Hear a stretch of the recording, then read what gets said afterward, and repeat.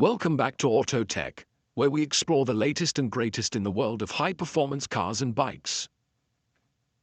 Triumph's modern classic lineup contains some of the best retro motorcycles currently on the entire market, but with 12 bikes to choose from, you might be a little perplexed as to which one is the best to suit your needs. Well, fear not, because we've had experience riding pretty much all of them, and so in this video, we'll go through them all in price order ascending to tell you which bike is best for which type of rider. Now, we'll say most of these bikes are pretty simple from a technology perspective, as if you want modern capabilities like navigation and media, then your best bet is to mount your phone on the bike, and in our experience there are none better than Quadlock, who we give a huge thanks to this video's which Bonneville you should buy, and strictly the new 400s are built upon their single-cylinder TR series engine, not a Bonneville twin. But these bikes do slot into the bottom of the modern classic lineup, and they effectively do the same job as a Bonnie. You get an engine that's smooth in the low revs, it's torquey, bassy, and characterful. You've got a brilliant styling package that takes a lot of cues from the more seamier Bonneville bikes, and also a level of attention to detail that is everything we've come to expect from a Triumph. But thing is, don't look at this bike as an old-school, underpowered throwback, because it's one that I've really enjoyed riding with great handling, good brakes, good tires, and through corners, I'd even argue it outperforms some of the 900 Bonnevilles. On top of that, the torquey single has plenty enough guts to power out of corners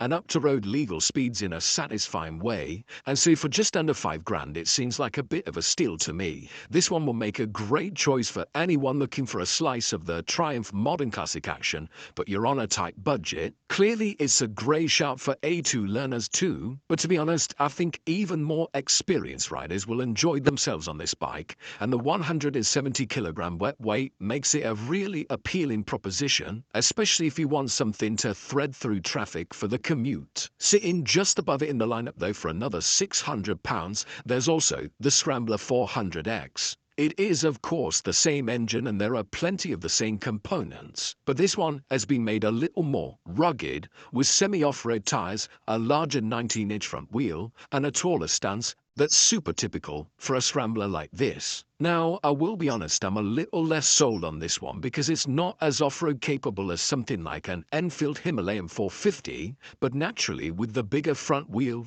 and the higher center of mass, it doesn't handle on the road anywhere near as well as the Speed 400. Still, if you like the retro look and image, and your off-road work will be limited to some easy flat gravel, then I can still see why it might be appealing, and of course the much taller seat height and the wider bars than the Speed will feel a lot more natural to taller riders. Next up though, we're into the 900cc Bonneville twins, and this is a really lovely engine which I can wholeheartedly say from first-hand experience, having owned a street twin 900 for many years as a commuter around London. There's plenty of torque with 80 Newton meters on tap, and so while it doesn't necessarily have much in the way of top end, the shove off the line from a standstill is still pretty impressive and is perfect for those quick getaways from the lies. The Speed Twin 900 is the most modern variant on the 900 platform, with a fairly clean look to the aesthetics, and so if that sounds like your cup of tea, then this one's definitely worth a look, and it also provides a great platform to make your own modifications and customizations with plenty of third-party bolt-on parts available. I'd also say as well, from a more practical perspective, the seat height is remarkably low on this bike at 765 millimeters. That's lower than both of the 400s and lower than most of the other bikes on this list as well. For a comfy, upright bike with that big bike feel, it's a huge selling point for some, especially if you're a little short in the leg or perhaps less experienced. I will say though that some might actually find it a little too low and they might prefer a little more legroom, and in that case the T100 is a brilliant alternative. It is largely similar with the same engine, a similar chassis and similar handling characteristics, but you've got a 790mm seat height, which is much closer to the average in the market for this style of bike. The other big plus of this bike, if you prefer your bikes a little more traditional, is the styling, which incorporates more of the classic Triumph styling cues, along with some pops of polish like on the spoked wheels. The other option, of course, is the Scrambler 900, also sitting at 790mm in the seat, and again getting a lot of the same componentry. This time though, the image is a little more rugged, just like the 400X. And there are a couple of practical improvements for off-roading, like the larger 19-inch front wheel to the 18 of the other two 900s, and also the high-mounted exhaust. Still, again like the 400X, I wouldn't say it's a thoroughbred off-roader, but if you like the scrambler looks and also an extra bit of versatility, then it's still a solid choice. Now those 900 Bonnevilles pack around 64 horsepower peak, which is decent enough, but if you want a little more pizzazz and performance, then you might want to look further up the lineup at one of the 1200cc variants. The Scrambler 1200X is new for 2024 and costs about a couple of grand more than the 900, but it's a big step up in power to 89 horses peak, and the torque gets a massive boost too, going from 80 newton meters to 110. As you can imagine, you've got a much quicker bike here, and there are also a few other benefits, like a larger steel 21-inch front wheel, tubeless spoke rims, 50mm more travel in the suspension, and also quite a bit more tech. Still, this 1200X model isn't too off-road biased. They've tried to keep the seat height reasonable at 820mm, and so if you like the chunky looks but ride predominantly on the road but enjoy that extra power versus the 900, then this, the X model, is probably the one to go for. The XE version, however, is pretty much their flagship scrambler, and it gets the works thrown at it with a full TFT display that opens up a wide range of lead-sensitive rider aids and riding modes. There's even more suspension travel as well with a whopping 250mm, and you've got some tasty upgrades across the bike, like the Brembo-style Emma brake calipers. The trade-off is of course the seat height with 870mm, probably putting it out of a lot of riders' comfort zones, especially if you consider it weighs a fairly hefty 230 kilograms. But if you're tall enough or brave enough to manage it, then there are few bikes as good looking as this that give you adventure bike levels of performance. I will say though, it is a bit of a beast, and for most riders, especially if you're predominantly on the road, then the T120, I would say, is a much better bet.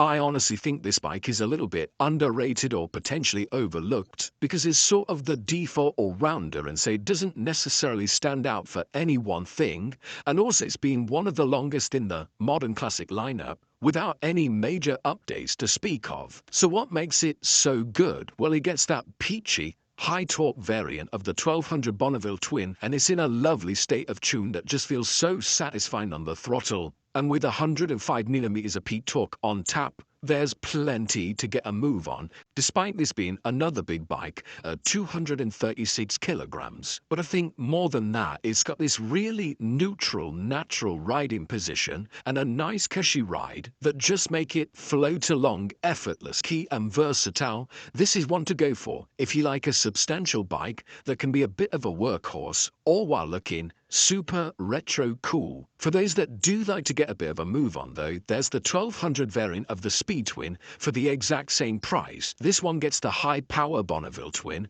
so it makes just shy of 100 horses, which is about 20 more than the T120. The chassis is up on its nose a bit too, with a flickable 17-inch front wheel, sporty Metzler Racetech RR tires, a Marzocchi upside-down fork, and Brembo M50 brake calipers. As you'd rightly expect, it feels much more precise and light and agile than a T120, and while there is a little bit of a trade-off in terms of comfort, with a flat handlebar and reasonably roomy ergonomics, I say it's still pretty manageable. This is certainly the one to go for in my opinion, if you want a Bonneville that feels a bit more cheeky and sporty. And for me, on a dry day, with the sun out and a good quiet road, there are only a handful of other motorcycles across the entire market that I'd rather be on. There is, though, one category of biker that might have been feeling a little neglected so far in this video, and that's the cruiser rider. But Triumph do have a couple of options in that regard, and we'll start off with the Bobber. This might well be one of the coolest looking bikes in the modern classic lineup,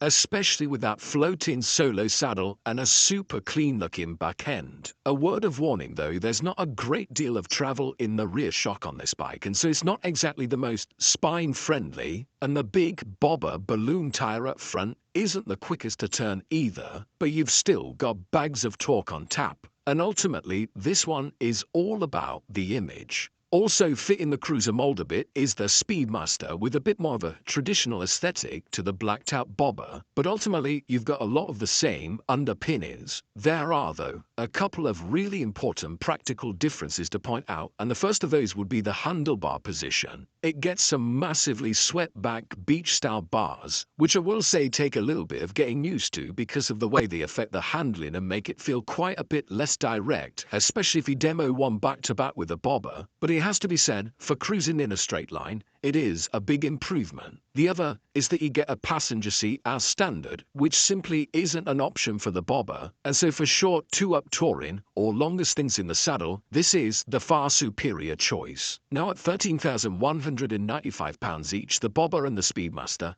are no small change. But topping the list from a price perspective, it's actually the Thruxton RS Cafe Racer. This is the sportiest Bonneville they've ever made, with a similar chassis and engine to the Speed Twin, but with a much more aggressive riding position that gets you low and over the front with some clip-on style bars. And it looks absolutely fantastic with the long and slim cafe-inspired fuel tank, and I've got to say, it goes pretty nicely too. But as with every motorcycle, there will be a trade-off, and it does have its flaws, which have ultimately led to Triumph deciding to wrap it up from 2025 with the beautiful British Racing Green Final Edition. Thanks for joining us in this video. If you found this content engaging, don't forget to hit that like button, share it with your friends, and subscribe to our channel for more thought-provoking insight. And remember, your comments are invaluable to us, so share your thoughts below. And people, wealth be with you.